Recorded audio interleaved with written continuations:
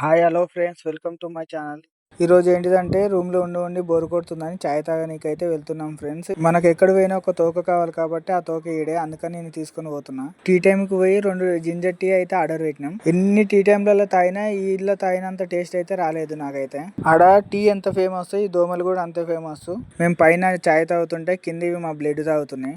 ఈ చాయ్ తాగుడేమో కానీ ఈ దోమల వల్ల మాకు మలేరియా అన్న డెంగ్యూ అని వస్తుంది అయితే పక్క. ఇది ఇంత అవుతున్నా కూడా మేము చాయ్ తాగుడు అయితే బంద్ చేయం, వీటికి రాకుండా అయితే ఉండలేము.